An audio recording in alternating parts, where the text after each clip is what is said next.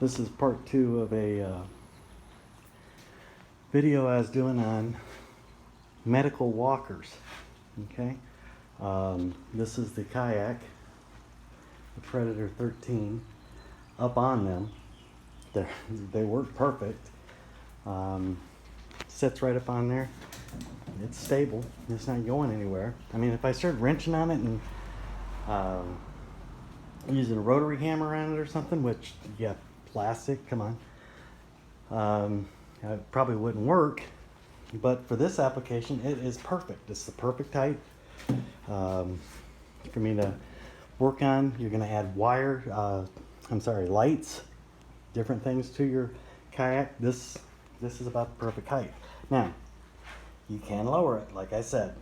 So that's that one. This one is the one that goes here. Hold on.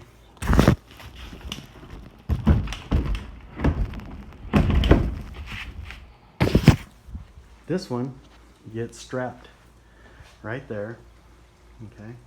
And you can see this is the back. That's one the seat obviously would go up if I didn't have it strapped down. Anyways, you can put a bucket here, a live bait tank, any number of things. Small child, a pet monkey. A lot of things that you can put there.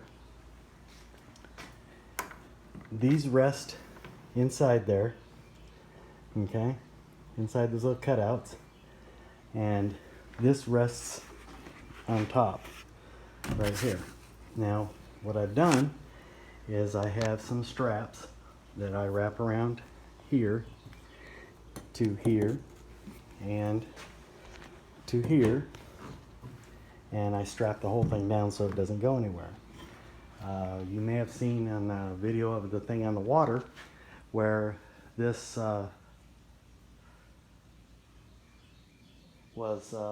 had my wheels.